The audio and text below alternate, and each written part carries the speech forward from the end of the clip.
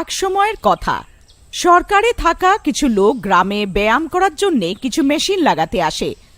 ওরা খালি পড়া জায়গার খোঁজে তখনই একটা খালি পড়া জায়গা দেখতে পায়। এই জায়গাটা ঠিক মনে হচ্ছে। এক কাজ করো, এই মেশিনগুলো এইখানে লাগিয়ে দাও। তারপর যেই ওরা মেশিন লাগাতে আসে, ওখানে এক পাগল এসে যায়। ওর কাপড় ফাটা থাকে। এই চলো চলো পালাও এখান থেকে, চলো, না হলে এক পাথর মারবো। এই পাগল, চল পালা এখান থেকে। জানি না কোথা থেকে এসে যায় এসব। এই আমি করে পাগল নয়, আমি পাগল নয়। এই তুমি জানো না যে জায়গায় তোমরা এই মেশিনটা লাগাচ্ছ সেই জায়গায় ঠিক নয়, এইখানে ও থাকে। হ্যাঁ, ওই জায়গাটা ওর, ওই জায়গাটা ওর। কে থাকে? হ্যাঁ, এ পাগল, তুই দেখতে পাচ্ছিস না এই জায়গাটা খালি পড়ে আছে? আর আমরা সরকারের তরফ থেকে এসছি। আমরা এই জায়গায় যেখানে চাইবো মেশিন লাগাবো। চল সর এখান থেকে, সর। তারপর অত ভিড় দেখে ওখানে কিছু গ্রামের লোকও এসে যায়। আরে বাবা রামু দাদা, আজ তো মজা এসে গেল। শেষ পর্যন্ত আমাদের গ্রামেও ব্যায়াম করার মেশিন লেগেই যাবে। তোমরা তোমরা তোমরা সবাই মরবে, তোমরা সবাই মরবে। এই জমিটা ওর থাকে, এখানে ওর থাকে, এটা ওর জমি। হ্যাঁ। আরে কে থাকে সেটা তো বল। তুই দেখতে পাচ্ছিস না এখানে কেউ থাকে না? আরে স্যার, আপনি এই পাগলের কথায় ধ্যান দেবেন না। এ কি সব আবল তাবল বকতে থাকে। আপনি আপনার কাজ করুন। তারপর ওরা সেই জায়গাতে মেশিন লাগিয়ে ওখান থেকে চলে যায়। তারপর এতটা বলে ভোলু নিজের বাড়ি চলে যায়। আরে রিমা, তুমি জানো বটগাছের পাশে ওই খালি জায়গাতে সরকার ব্যায়াম করার মেশিন লাগাচ্ছে। এখন থেকে আমি রোজ সকাল বিকেল ওখানে ব্যায়াম করতে যাব। আরে না, আপনি ওনাকে থামাননি কেন? আপনি কি জানেন না ওখানে ও থাকে? কি রিমা, তুমিও গ্রামের লোকেদের শোনা কথায় বিশ্বাস করো? না গো, কিছু গ্রামের লোকেরা আজও ওই বুড়ির আত্মাকে ওই জায়গায় ঘুরতে দেখেছে। আমি তোমাকে ওখানে ব্যায়াম করতে যেতে দেব না। তারপর রাত হওয়াতে হঠাৎ করে মেশিন চলার আওয়াজ আসতে শুরু করে। তখনই রিমার ঘুম খুলে যায়, আর রিমা জানলা দিয়ে উঁকি মেরে দেখে তোর চোখ ছানা বড়া হয়ে যায়। মেশিন নিজের থেকে চলছিল। সব গ্রামের লোক ওই দৃশ্য লুকিয়ে লুকিয়ে দেখছিল। আরে শুনছো, তাড়াতাড়ি এখানে এসো না। দেখো, তোমার আমার প্রতি বিশ্বাস ছিল না, না? এখন তোমার নিজের চোখে দেখে নাও। তারপর ভোলু জানলার কাছে যায়। মেশিনকে নিজের থেকে চলতে দেখে ওর চোখ ছানা বড়া হয়ে যায়। আরে বাপ রে, এটা কি করে হতে পারে? এই মেশিনগুলো নিজের থেকে কি করে চলতে পারে? আমি তো তোমাকে আগেই বলেছিলাম ওই জমিতে ওই বুড়ির আত্মা আছে। তারপর এক গ্রামের লোক দৌড়ে যায় আর প্রধানকে এই ব্যাপারে বলে। তারপর প্রধান কিছু গ্রামের লোকের সাথে সেই জায়গায় পৌঁছায়। ওরা দূরে একটা গাছের পেছনে দাঁড়িয়ে এই সব দেখতে থাকে। আরে মরে গেলাম রে প্রধান মশাই, এইখানে তো সত্যিতে কোনো আত্মার বাস আছে। আমাদেরকে কিছু না কিছু করতেই হবে, না হলে সবাই আমাদের গ্রামকে একটা শাপিত গ্রাম বলে ভেবে নেবে।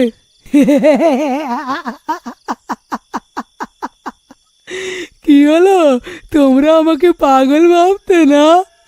এখন তোমরা নিজের চোখেই দেখে নাও কি হলো, কি হলো তোমাদের।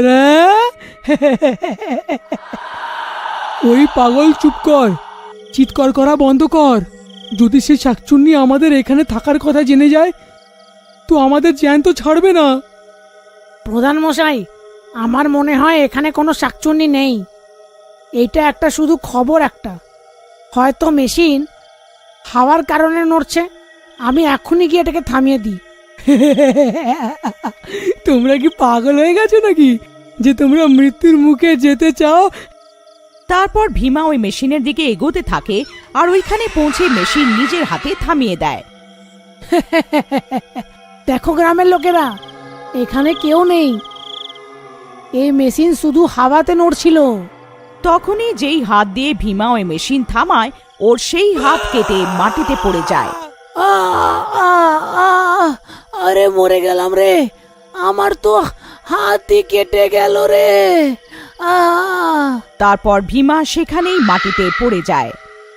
আরে ভগবান, এ কি হয়ে গেল? আরে প্রধান মশাই, আমাদের ভীমার সাহায্য করতে হবে, না হলে সে জ্যান্ত বাঁচবে না। আরে মরে গেলাম রে। আরে গ্রামের লোকেরা আমার সাহায্য করো। তারপর কিছু গ্রামের লোকেরা দৌড়ে ওখানে যায় আর ভীমাকে ওখান থেকে উঠিয়ে ওখান থেকে পালিয়ে যায়। আরে পালাও রে, হায় রে। তারপর ওদের ওখান থেকে যাওয়ার পর ওই মেশিন আবার চলতে শুরু করে। তারপর পরের দিন হওয়াতে ভীমা আর হাত কাটার কথা সব জায়গায় ছড়িয়ে যায়।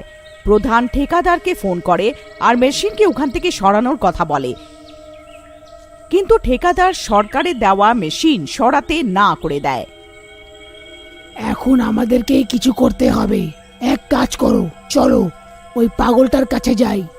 ওই সব থেকে আগে ওই বুড়ি শাকচুনির আত্মার ব্যাপারে বলেছিল। সে নিশ্চয়ই এর রহস্যের ব্যাপারে কিছু জানে। তারপর সব গ্রামের লোকেরা ওই পাগলের কাছে যায়। সে একটা গাছের নিচে বসেছিল। আরে ভাই, তোমাকেই আমাদের সাহায্য করতে হবে। তুমি ওই শাকচুনির ব্যাপারে সব থেকে আগে গ্রামের লোকেদের বলেছিলে। তুমি আমাদের বলো, কি তুমি ওই শাকচুনির ব্যাপারে কি জানো? ও কোনো শাকচুনি নয়, ও আমার ঠাকুমা। হ্যাঁ হ্যাঁ, কিছু বছর আগে আমার ঠাকুমা আর আমি একসাথে যাচ্ছিলাম। তখনই গ্রামের কিছু বদমাইশ আমাদের থামায় আর আমাদের থেকে ছিনতাই করা শুরু করে। আর থামানোর সময় আমাদের উপরে আক্রমণ করে দেয়। ও আমার ঠাকুমাকে ছুরি মেরে মেরে হত্যা করে দেয় আর আর আমি অজ্ঞান হয়ে যাই। আর ওই দিন থেকে আমার ঠাকুমা এই জায়গাতেই থাকে। যদি ওই লোকটাকে তোমার সামনে রাখা হয় তো তুমি চিনতে পারবে ওকে? হ্যাঁ, ওর মুখ তো আমি সারা জীবন বলতে পারবো না। তারপর প্রধান কিছু গ্রামের বদমাশকে ধরে ওর সামনে আনে আর ও তাড়াতাড়ি লাল্লানকে চিনে ফেলে। এই সে যে আমার ঠাকুমাকে প্রাণে মেরে দিয়েছিল। আরে না না, গ্রামের লোকেরা, তোমরা এই পাগলের কথায় বিশ্বাস করছো? আমি কাউকে মারিনি। ঠিক আছে, তুমি কাউকে মারোনি তো? তোমার ভয় পাওয়ার কোনো দরকার নেই। আজ রাতে সব জলের মতন পরিষ্কার হয়ে যাবে। তারপর গ্রামের লোকেরা মিলে ওকে ধরে নেয় আর ওকে মেশিনের সাথেই মেরে ফেলে। আরে হতচ্ছাড়ারা, এ কি করছো? ছাড়ো ছাড়ো আমাকে, ছাড়ো, আমি বলছি, ছাড়ো আমাকে। তারপর কিছুক্ষণে রাত হয়ে যায়।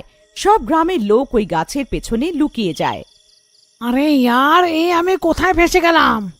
তখনই লাল্লানের সামনে মেশিন নিজের থেকে চলতে শুরু করে। সে দেখে ও ঘাবড়ে যায়। আরে আরে মরে গেলাম রে। এইখানে তো কেউ নেই, তাহলে এই মেশিনটা নিজের থেকে কি করে চলছে? আরে হতভাগারা, কোথায় লুকিয়ে বসে আছো? আমাকে কোথায় বেঁধে চলে গেলে? তখনই ওই গর্জানোর আওয়াজ পায়। ও ভয় পেয়ে যায়। গ্রামের লোকেরা চুপ করে এসব দেখতে থাকে।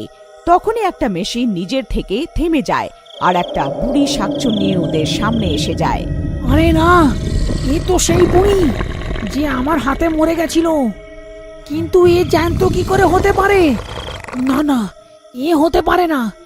এই গ্রামের লোকেরা, আমার সাহায্য করো, বাঁচাও বাঁচাও, তাড়াতাড়ি এসো এখানে।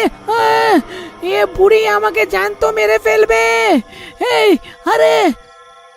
ওই বুড়ি শাকচুন্নিকে দেখে সব গ্রামের লোকেরা স্তম্ভিত হয়ে যায়, কিন্তু সবাই গাছের পেছনে লুকিয়ে থাকে। আরে পাগল ভাই, এটাই কি তোমার সেই ঠাকুমা যে শাকচুনি হয়ে গেছে? হ্যাঁ হ্যাঁ ভাই, এই আমার ঠাকুমা। আমি এনাকে কি করে ভুলতে পারি? তারপর ওই বুড়ি শাকচুন্নি সোজা লাল্লানের কাছে এগোয় আর ওকে গলা ধরে ফেলে আর ওর মাথা ওর ধর থেকে আলাদা করে দেয় আর রাগে জোরে জোরে গর্জাতে থাকে। আরে পাগল ভাই, আমার মনে হয় তোমার ওখানে এখন যাওয়া উচিত। হয়তো তুমি ওই শাকচুন্নিকে শান্ত করতে পারবে। কে জানে, তোমার ঠাকুমা তোমাকে দেখে ফেলে। তারপর ওই পাগল দৌড়ে ওখানে যায়। ব্যাস ঠাকুমা, ব্যাস, এখন শান্ত হয়ে যাও। আমাদের প্রতিশোধ পুরো হয়ে গেছে। তুমি একে এর কর্মের শাস্তি দিয়ে দিয়েছো। এখন তুমি এই জায়গা ছেড়ে সব সময়ের জন্য চলে যাও। তারপর নিজের নাতির কথা শুনে ওই বুড়ি সবসময়ের জন্য ওখান থেকে চলে যায়।